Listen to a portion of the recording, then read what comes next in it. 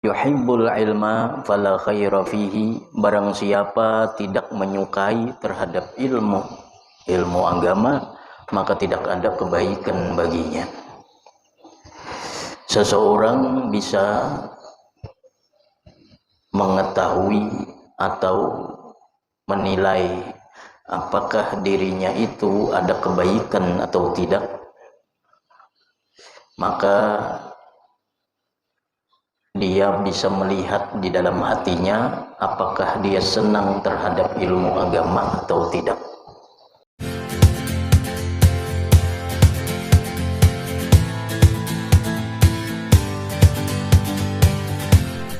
Bismillahirrahmanirrahim.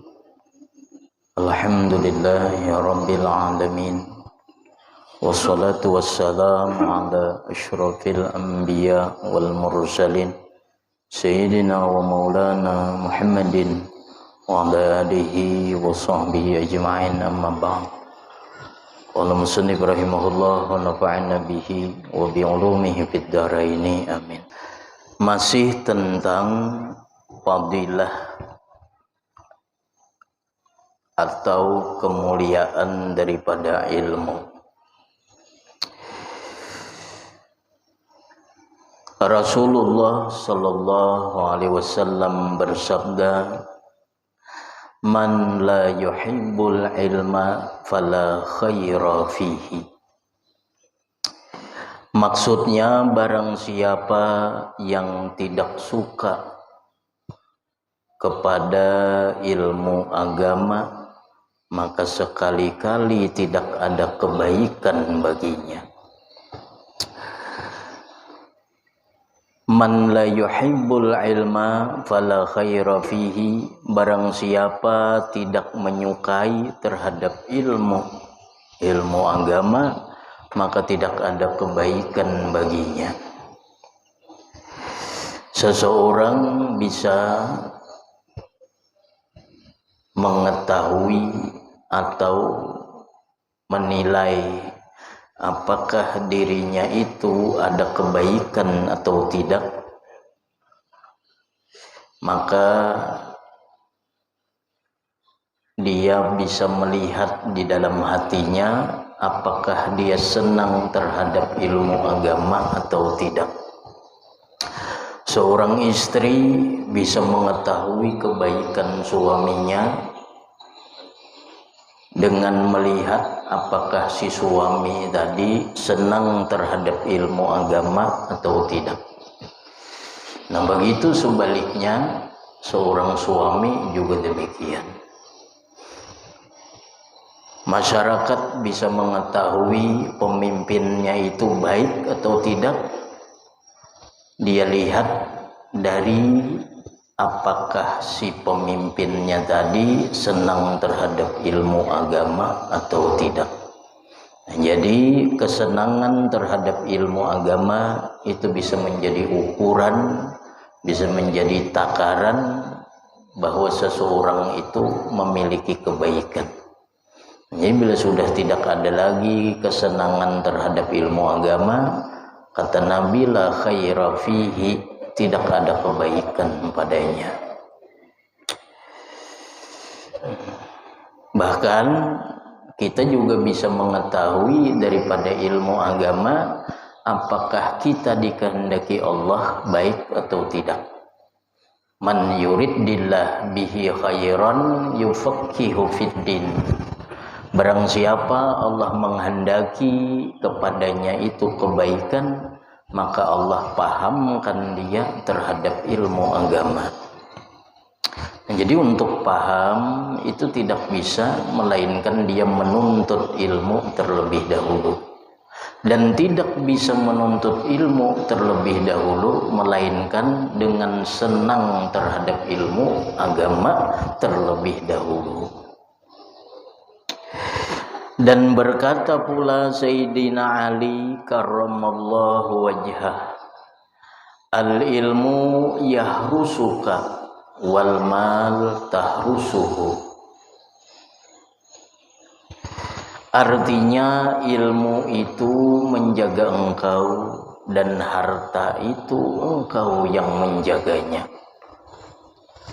Orang-orang saleh di zaman dahulu, orang-orang alim, orang-orang arif billah, ketika mereka diperintahkan siyahah, diperintahkan mengembara oleh guru-gurunya, maka mereka singgah ke suatu negeri, singgah ke suatu kampung. Kalau di kampung tersebut tidak ada yang mau bertanya tentang ilmu agama, maka mereka menganggap kampung itu mati dan mereka berpindah dari tempat tersebut. Nah, jadi mengetahui kampung itu baik atau tidak, hidup atau tidak, apakah ilmu di situ jalan? Maksudnya, apakah ilmu itu di sana bisa berkembang? Miftahul ilmi as-su'al. Pintu daripada ilmu itu adalah pertanyaan. Miftahul ilmi as-su'al.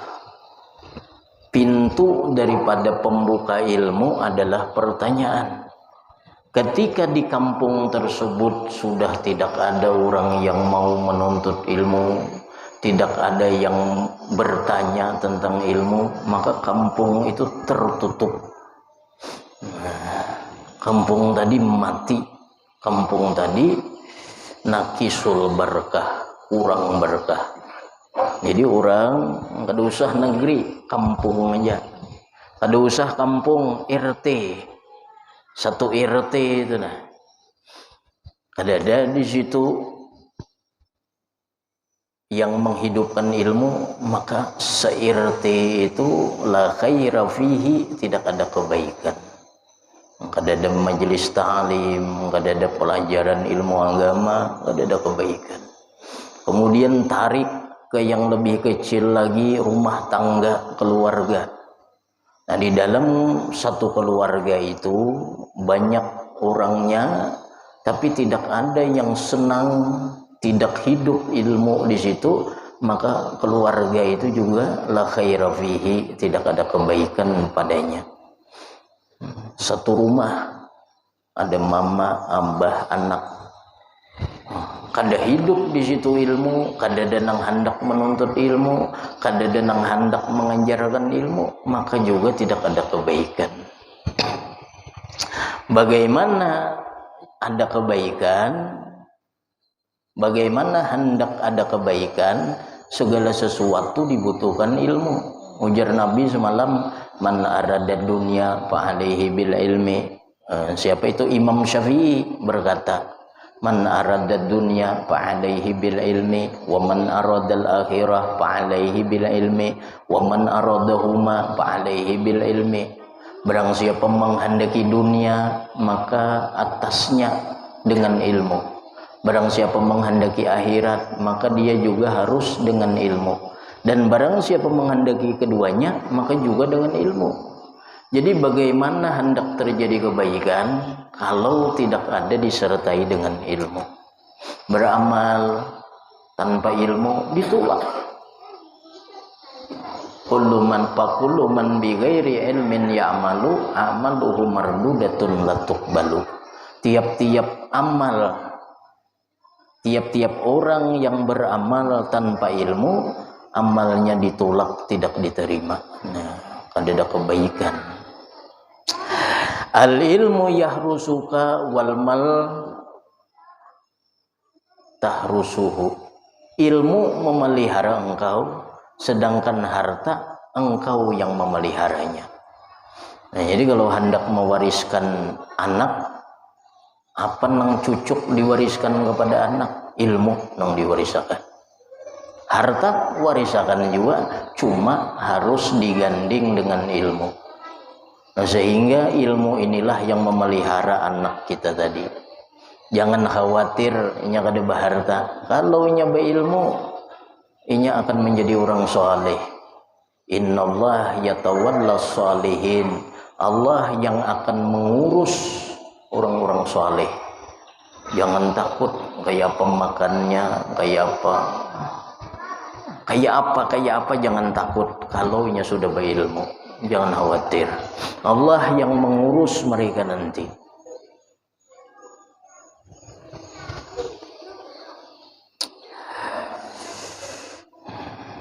Maka tuntutlah ilmu itu sebelum ia hilang. Maka tuntutlah ilmu itu sebelum ia hilang dari dunia ini. Jadi ilmu itu kayaknya ditarik. Kayak apa Allah menarik ilmu? Diantaranya dengan matinya para ulama. Matinya para ulama.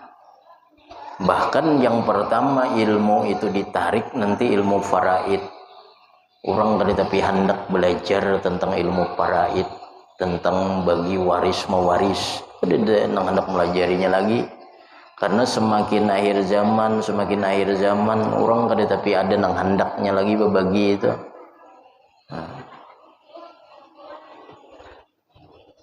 Itu nang hilang berdahulu karena ilmu faraid. Nah ilmu-ilmu yang lain itu hilang dengan matinya para ulama. Mengganti mereka ini sulit. Kalau mengganti pejabat hari itu mati, hari itu berganti, banyak nang hakun mengganti. Tapi kalau ulama mereka mati membawa ilmu mereka. Ketika mereka sudah wafat, nah maka mengganti mereka itu kada ada lagi. Ada kada sama. Ada nang alim zuhudnya kurang, ada nang alim tawakalnya kurang, ada nang alim kurang sabar, macam-macam. Ada nang alim tapi kada sama dengan nang terdahulu itu kada sama. Walhasil tuntutlah ilmu sebelum ilmu itu hilang. Sebab ia akan habis dengan meninggalnya orang-orang alim. Sabda Rasulullah sallallahu alaihi wasallam, min asyrati sa'ah an turfa'al ilmi. Di antara tanda-tanda hari kiamat, tanda-tanda hari kiamat, terangkatnya ilmu dari muka bumi. Para ulama matian. Para ulama matian. Dan Al-Quran juga akan diangkat saat hampir kiamat. Jadi mumpung ada orang yang mengajar, mumpung ada orang yang masih mau menyebarkan ilmu, kayaknya bisa ilmu itu sulit didapat. Ada kayaknya ada, tapi kita kada jelas ilmunya. Ulama-ulama nang jelas itu, ulama-ulama nang bersanad itu kayaknya susah. Al-isnad minad-din. Laulal isnad laqala man syaa ma syaa. Sanad itu termasuk bagian dari agama. Jikalau bukan karena sanad, niscaya orang bebas hendak berkata apa yang ia katakan. Tapi kalau sanad, maka ia terbatas. Aku dulu belajar dengan guruku, kayak ini penjelasannya. Dari mana penjelasannya? Dari guruku. Guru beliau belajar juga dari guru beliau. Terus jadi pemahamannya itu sama dengan pemahaman para ulama salaf, sama dengan tabi'ut tabi'in, sama dengan tabi'in, sama dengan sahabat, dan sama dengan Rasulullah, karena ada rantai, ada sanad. Nah karena ilmu-ilmu yang bersanad yang sampai kepada Rasulullah, nah ini badahulu nang hilang. Karena banyak ilmu-ilmu nang lain, cuman kada bersanad sehingga pemahamannya melincing dari apa yang sebenarnya, dari apa yang semestinya. Ada yang belajar di buku aja lagi membaca seorang, ada yang belajar di internet tanpa talaki dengan seorang guru. Gurunya matian sudah. Nah, jadi mumpung para ulama masih ada, ulama yang masih rekomendasi ada, maka hendaklah menuntut kepada mereka. Dan bukti kita menghormati mereka yaitu mengambil ilmu dari mereka, kada menyia-nyiakan mereka. Setiap kampung ada ulama, maka hendaklah belajar kepada mereka. Di dalam hadis disebutkan laisa minna, kata Nabi, man lam yubajjil kabirana wa yarham saghirana wa ya'rif li alimina haqqah. Bukan termasuk golongan kami, kata Nabi, man lam yubajjil kabirana, orang yang tidak membesarkan orang-orang yang besar di antara kami. Orang-orang yang disuruh kita memuliakan mereka, lalu kita tidak memuliakan. Orang-orang yang disuruh oleh agama membesarkan, lalu kita tidak membesarkan, kada dianggap oleh Nabi umat yang baik. Wa yarham saghirana, dan tidak termasuk, bukan termasuk golongan kami, kata Nabi, malam yarham saghirana, orang yang tidak mengasih sayangi orang-orang kecil di antara kami, orang-orang du'afa, orang-orang lemah, fakir miskin, anak yatim, kada dikasih sayangi, kada termasuk golongan kami, ujar Nabi. Nah, yang terakhir, malam ya'rif li alimina haqqah, bukan termasuk golongan kami orang yang tidak mengenal hak-haknya orang alim. Nah, di antara hak orang alim artinya mereka dibantu dalam dakwah mereka, itu hak mereka. Yang kedua, kita belajar, artinya menimba ilmu kepada mereka, itu hak mereka. Karena kalau kada ada kita, mereka kada kau menyampaikan ilmu itu. Maka di antara hak mereka, kita disuruh belajar. Bila kita kada belajar, kita kada menunaikan hak orang alim, sehingga kada dianggap Nabi umat yang baik. Laisa minna man lam ya'rif li alimina haqqah, bukan termasuk golongan kami, kada diakui Nabi umat yang baik, orang yang kada mengenal hak-haknya orang alim. Hak orang alim, inya kada kau menyampaikan ilmu kalau kada ada nang belajar. Nah, maka orang-orang yang kada berilmu, mereka harus wajib belajar kepada orang alim. Bila kada belajar berdosa, menuntut ilmu hukumnya wajib. Dan kada menunaikan hak orang alim tadi, sehingga Nabi kada menganggap umat nang baik. Misal bahigaan rumah, misal orang datangan belajar, seorang kada tahu misal, nah itu kada menunaikan hak orang alim, kada membantu perjuangannya, sementara kita ada kemampuan untuk membantu agama Allah. Membantu itu kada mesti memberi materi, kada, maksudnya mengajak orang lain supaya umpat belajar, supaya hak-hak mereka tertunaikan. Kada mesti harus dengan materi, kada. Manda'a ilal huda, barang siapa mengajak kepada jalan petunjuk, falahu ajru man tabi'ahu, maka baginya pahala orang yang mengikutinya.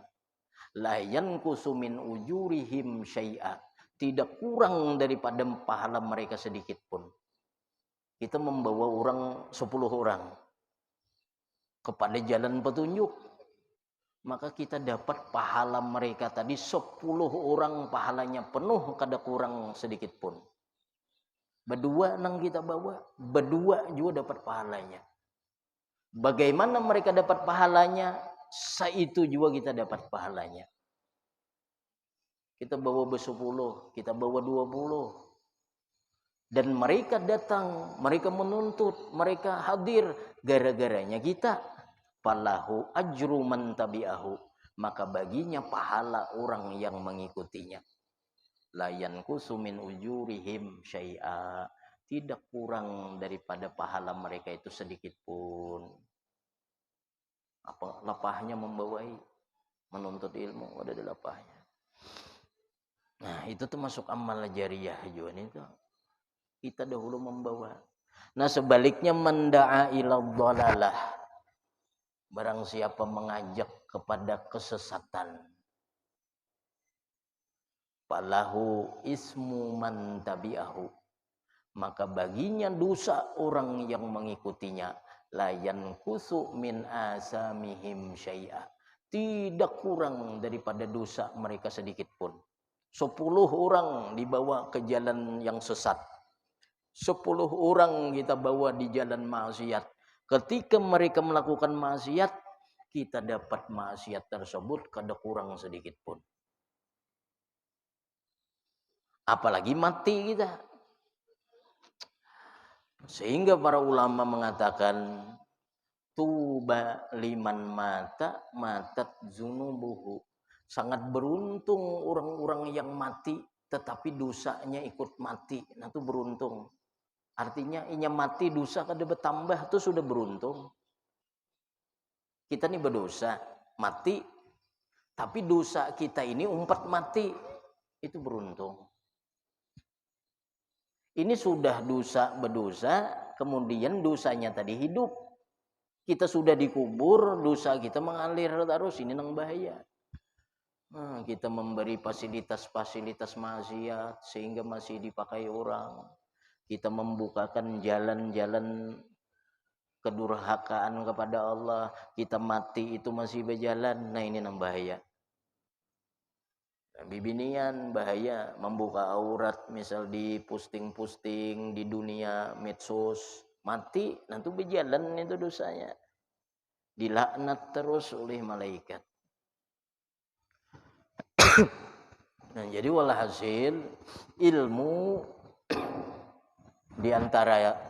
diantaranya kita disuruh menunaikan hak para ulama, yaitu menuntut ilmu kepada mereka sebelum mereka ditarik, sebelum mereka habis. Karena kalau mereka itu sudah kada ada lagi di kampung kita, seandainya ilmu yang wajib dituntut itu tidak ada di kampung kita, melainkan ada di luar wilayah, kita wajib menuntut ke sana. Contoh, di tempat kita sini ilmu tentang fardu ain kadang-kadang mengajarkan, hanya ada di Tenggarong. Maka wajib kita ini berangkat ke Tenggarong sana. Talabul ilmi faridatun ala kulli muslimin wa muslimatin. Menuntut ilmu itu fardu bagi tiap muslim laki-laki dan muslim perempuan. Arti fardu apa?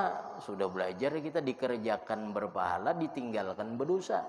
Nah, seandainya kada ada lagi ulama di sini, melainkan ada di Tenggarong yang mengajarkan ilmu fardu ain, wajib kita ke sana berangkat. Bila kada berangkat berdosa. Nah, jadi ujar pengarang, nah, jangan disia-siakan. Menuntut ilmu lah selama ilmu itu belum hilang. Maka pelajarilah ilmu tauhid agar bersih i'tikad engkau kepada Allah. Nah, ini ilmu fardu ain, ilmu tauhid. Ilmu tauhid artinya mengesahkan Allah. Mengesahkan Allah pada sifatnya, af'alnya, asma'nya, zatnya. Nah, belajar ilmu tauhid, belajar sifat 20, ini wajib nih. Wajib atau fardu ain bagi tiap-tiap orang nang mukallaf. Sifat 20 belajar tauhid. Namun kadang-kadang melajari lagi berdosa kita nih, kecuali belajar. Kadang-kadang melajari kecuali ada di Tenggarong. Wajib kita belajar ke Tenggarong sana. Bila kada belajar berdosa sampai kita paham. sampai kita paham. Pelajari ilmu tauhid dan pelajarilah ilmu fikih agar sah ibadah engkau. Fikih pelajari. Enggak ada lagi yang melajari di sini kecuali ada di Tenggarong. Wajib ke Tenggarong sana. Jadi kewajiban itu kadang akan hilang.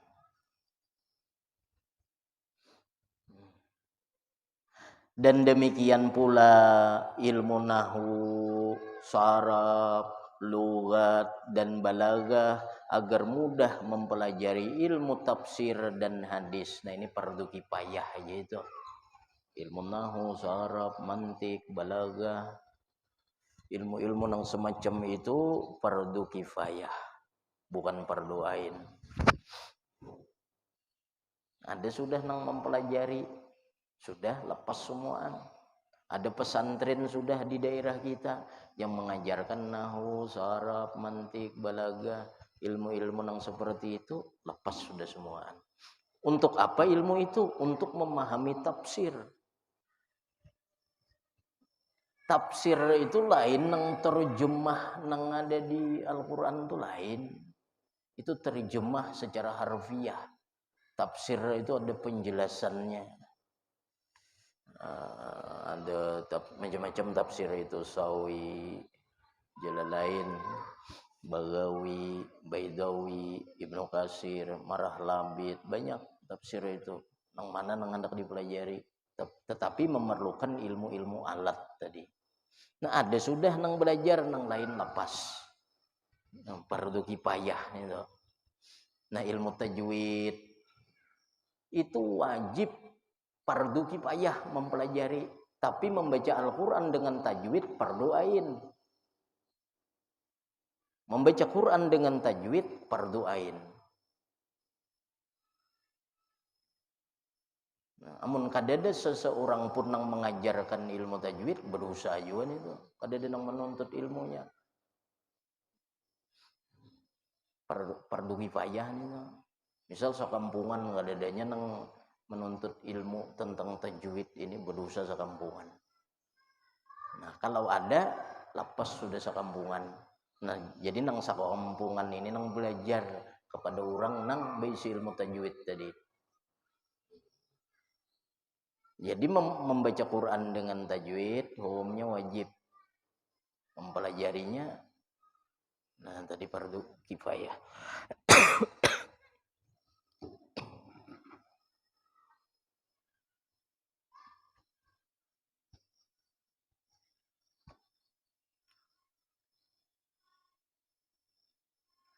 Dan dengan demikian dapat engkau membaca kitab-kitab ulama dan baik paham engkau. Nah, amun kada pakai ilmu mantik, balaghah, maka pemahaman itu kada luas sehingga kaku dan cenderung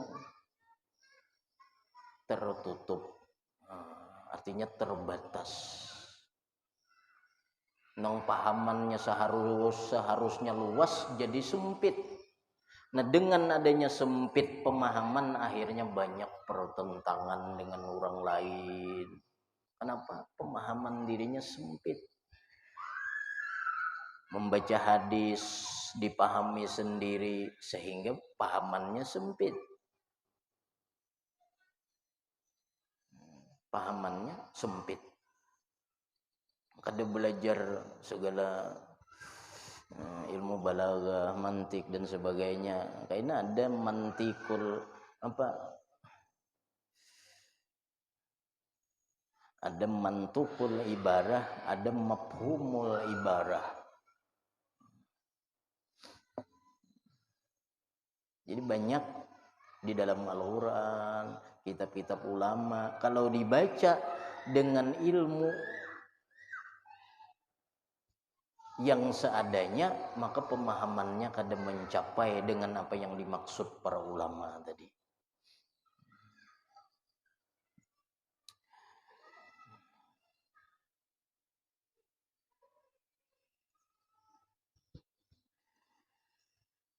Dan pelajarilah ilmu kedokteran agar engkau dapat menolong orang yang sakit. Nah, jadi sunnah. Niatnya menolong orang yang sakit.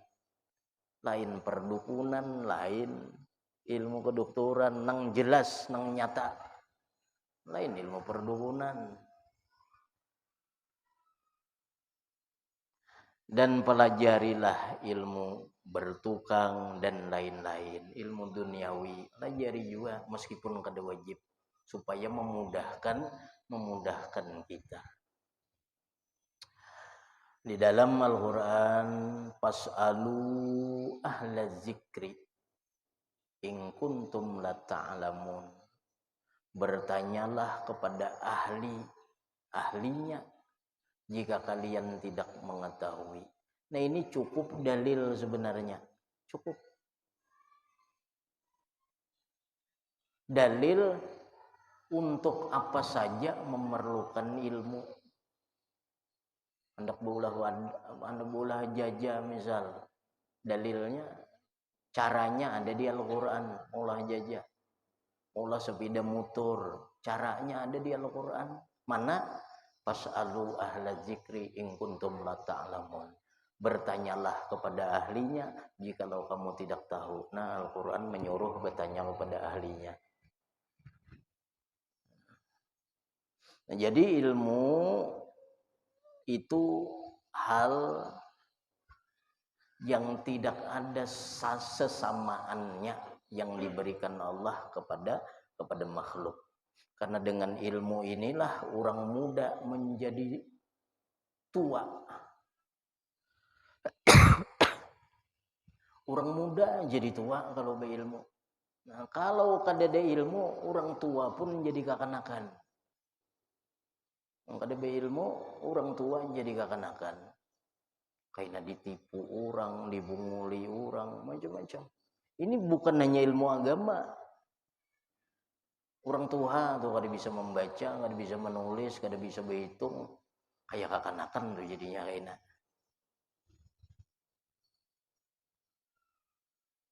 Apalagi ilmu agama.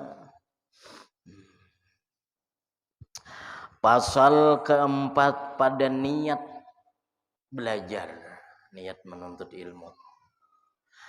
Telah bersabda Rasulullah sallallahu alaihi wasallam, innamal a'malu binniyat wa innamal likulli imri'in ma nawa. Maksudnya sesungguhnya segala amal itu disertakan dengan niat. Dan sesungguhnya balasan yang diberikan Allah kepada seseorang itu adalah menurut niat hatinya. Menuntut ilmu harus niat. Niat. Jadi niat ini maka nalillah fahuwa yatimmu, maka nali ghairillah sayan hadimu. Sesuatu yang karena Allah fahuwa yatimmu, maka dia akan sempurna. Maka nali ghairih sayan hadimu, maka nali ghairilah sayan hadimu. Dan sesuatu yang bukan karena Allah dia akan rubuh. Nah, jadi menuntut ilmu itu niat mulai awal itu murni karena Allah dorongannya. Kenapa menuntut ilmu? Imtisalul awamir, menjunjung perintah karena Allah menyuruh menuntut ilmu. Bukan karena dorongan yang lain, bukan karena mengharap duniawi. Bila mengharap selain Allah, ini bakal hancur di tengah jalan. Kada bacang alim. Kada bakalan berhasil. Maka nali gairilah sayan hadimu. Sesuatu yang bukan karena Allah dia akan rubuh. Nah, artinya bakalan kada menuntung. Nah, jadi niat apa aja karena Allah. Termasuk menuntut ilmu, niat karena Allah semata-mata. Jangan hendak mencita-cita supaya dimuliakan orang. Meskipun itu dengan otomatis dia bakal dimuliakan orang. Cuma hati jangan dorongannya, motivasinya itu. Jangan hendak perkara duniawi, meskipun duniawi nanti akan mengejar kepada orang nang berilmu, tapi motivasi menuntut ilmu jangan itu. Karena bila motivasinya sesuatu selain Allah, sayan hadimu, dia akan rubuh. Makanya kepada santri-santri di awal, kita paling pertama kita sampaikan itu niat nang pertama-tama ditanam supaya sempurna, supaya selesai, supaya sempurna.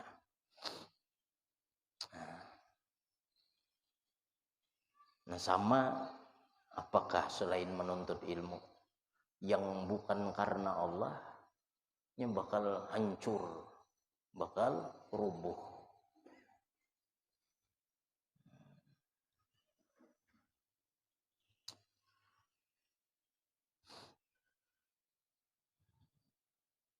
Dan berkata Imam Ibnu Athaillah Al-Skandari di dalam Hikam, al-a'malu suwarun qaimatun wa ruhuha wujudul ikhlas.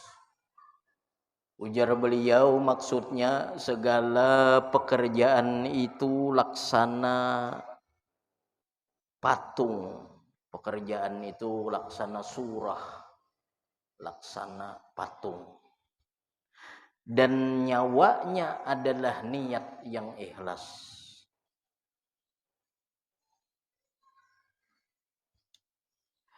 Al-a'malu suwarun, amal-amal itu laksana patung. Nah, kalau kita maksudnya laksana jasad lah mungkin yang bagusnya di sini. Cuma karena pengarang mengartikan patung, suwarun itu memang patung-patung artinya. Nah, mungkin pemahamannya lebih nyaman dicerna. Amal itu seumpama badan, dan ruhnya itu adalah ikhlas. Artinya kalau kada ikhlas dalam menuntut ilmu, maka kada bernilai kada. Patung mayat tuh bernilai lah mayat. Kada bernilai lagi. Ayam itu hanya akan bernilai kalau hidup. Namun sudah mati dijual orang kada menukari lagi sudah. HP itu ada bersinyal lagi rusak. Ada orang menukari lagi kecuali dibaiki orang.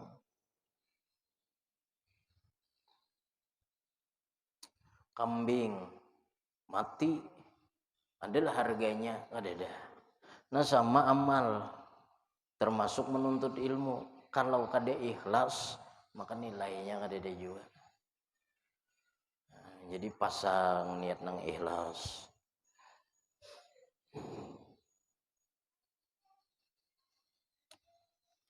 Adapun arti ikhlas ialah mengerjakan sesuatu karena Allah, dan kalau dikerjakan sesuatu sebab mengharap pujian dari manusia disebut riya.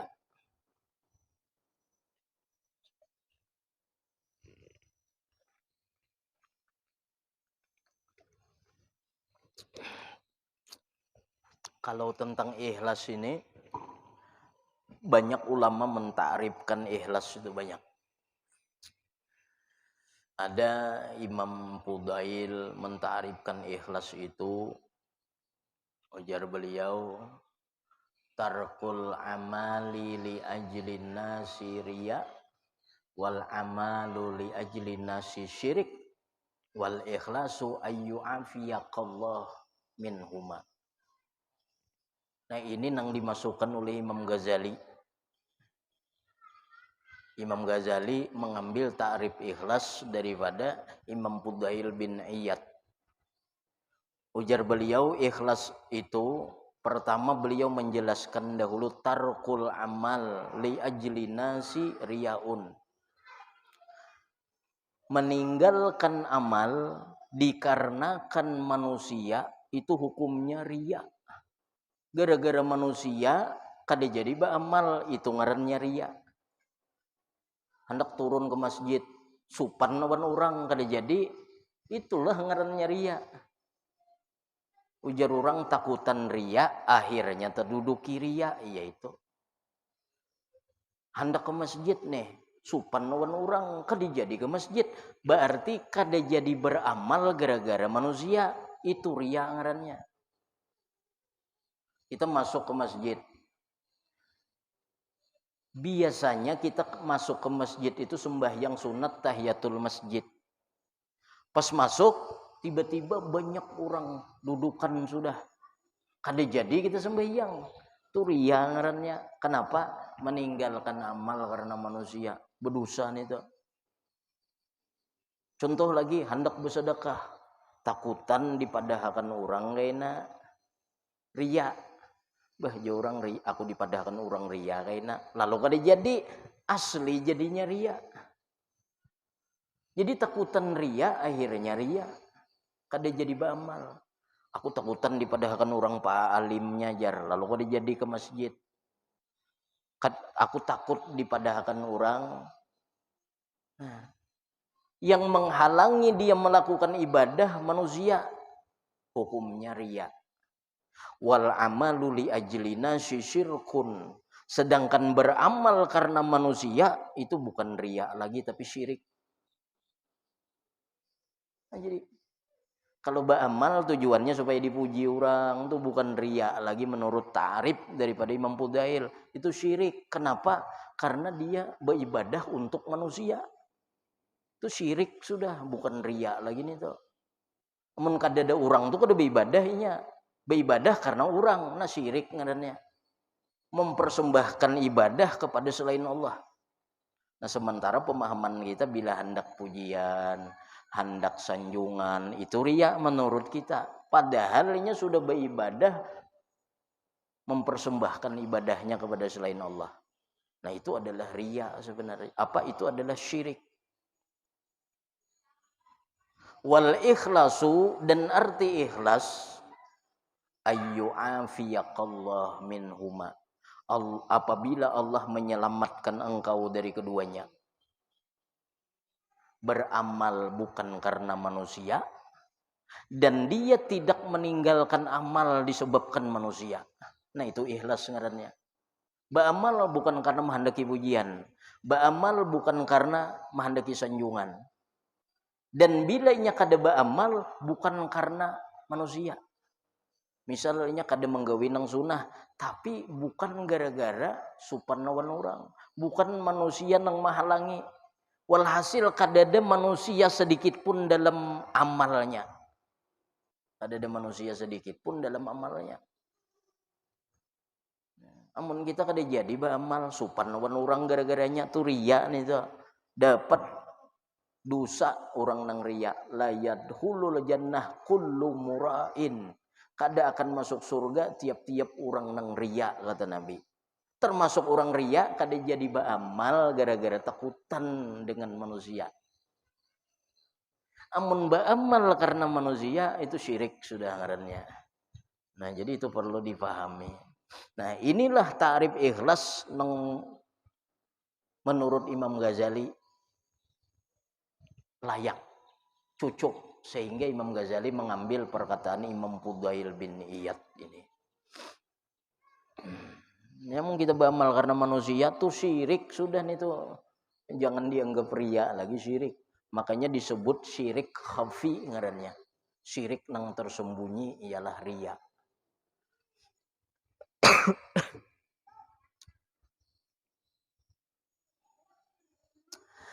Dan dilarang beramal dengan ria dan tidak akan diberi pahala. Ada diberi pahala. Orang beramal karena ria, ada diberi pahala oleh Allah. Maka dalam engkau menuntut ilmu, tujukanlah dalam hati engkau bahwasanya engkau belajar itu karena menjunjung perintah Allah. Allah menjunjung perintah Allah, itu aja semata-mata niatnya. Ada imbil-imbil yang lain. Kada jadi, kada turun, jangan gara-gara makhluk. Turun menuntut ilmu, jangan juga gara-gara makhluk. Walhasil dalam urusan amal makhluk itu didinding. Meskipun Makhluk itu ada tingkatan. Riya itu ada tingkatan juga. Ada orang yang sama sekali makhluk ini penyebabnya beribadah. Nah ini buta sama sekali. Ada makhluk itu cuma sebagai penyemangat. Riya juga ngarannya. Contohnya beribadah aja, sembahyang aja. Tapi bila ada orang berhimat sembahyangnya. Nah ini makhluk sebagai penyemangat. Kalau kada ada makhluk, ini tetap aja juga beribadah. Cuma bila ada makhluk berhimat dari sebelumnya. Nah ini pun riya sudah. Nah apalagi amun kada ada makhluk kada beribadah kadanya. Tapi bila ada makhluk baru beribadah. Nah ini tulin itu riyanya. Tulin. Kada ada cucu kada puasa kada sidin itu. Cuma karena ada cucu aja supan lawan cucu nah baru puasa. Itu pun kada tahu juga apakah sampai habis puasanya. Kan ada orang kayak itu tuh, cuma karena ada cucu, ada anak lalu puasa. Mau kada ada anak, kada ada cucu, kada puasa kada. Nah ini riyaknya nih tulin. Beramal karena makhluk. Nah ada tadi makhluk tuh cuma sebagai penyemangat. Itu pun sebenarnya riya. Riya ya, penyemangat. Bila ada makhluk bersemangat. Kada ada makhluk bang, tagawi juga cuma ibarat sembahyang tarawih itu seseorangan 2 rakaat beruku-ruku dahulu kan. 2 rakaat beruku-ruku pulang. Tapi bila di tengah orang rajin berhimat juga gagah pina sigar. Tapi mun seseorangan bunjur batis kan 2 rakaat bunjur dahulu kada tapi bergairah. Tapi bila ada makhluk bergairah.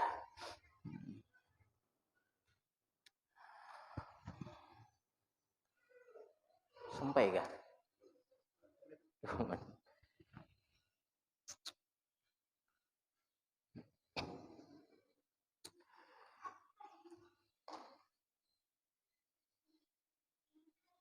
Jadi menjunjung perintah Allah dan Rasulnya. Nah itu motivasi. Dan agar kejahilan hilang daripada engkau. Karena jahil dalam ilmu agama adalah jalan kecelakaan. Demikian pula kalau engkau telah berilmu untuk mengajari orang lain. Jangan disimpan. Menujuki seseorang kepada kebaikan adalah sangat disukai dalam agama. Dan kecerdasan itu membuat manusia kepada kemuliaan. Maka ingatlah perkataan syair, faya li husrani talibi linaili fadlin minal ibad. Alangkah ruginya penuntut ilmu yang hanya mengharap pujian dari manusia.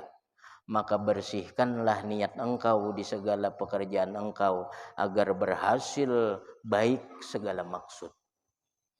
Nah, karena pun sudah berilmu, jangan juga sombong.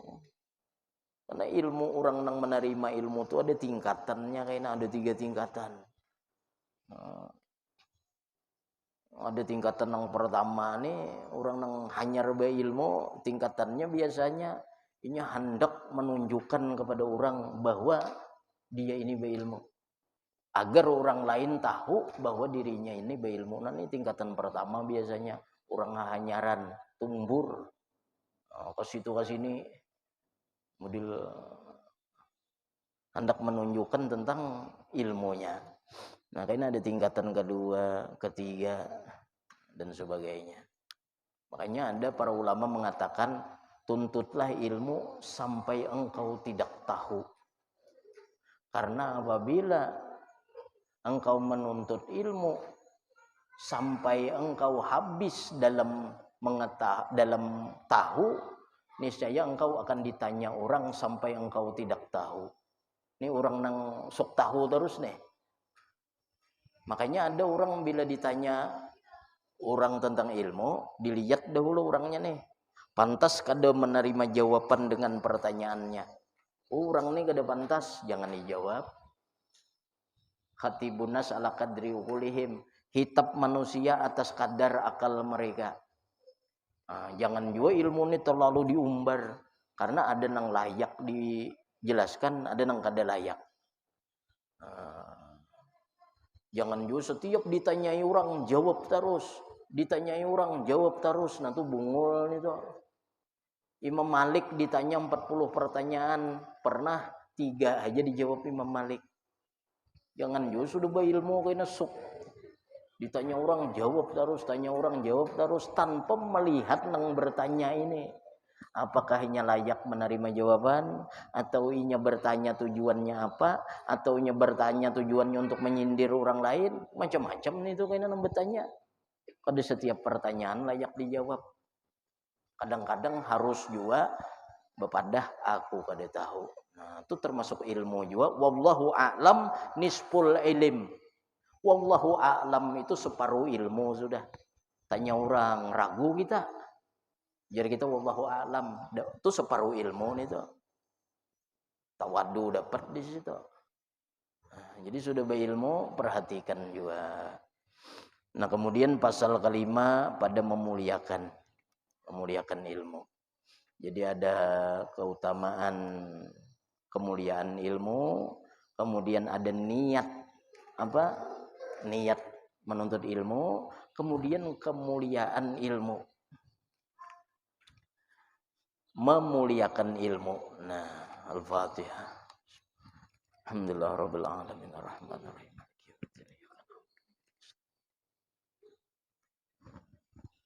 Bismillahirrahmanirrahim. Alhamdulillahirabbil alamin. Allahumma shalli ala sayyidina Muhammad wa ala ali sayyidina Muhammad. Allahumma anfa'na bima 'allamtana wa 'allimna ma yanfa'una wa zidna fahman wa ilman wa hikmatan bi rahmatika ya arhamar rahimin.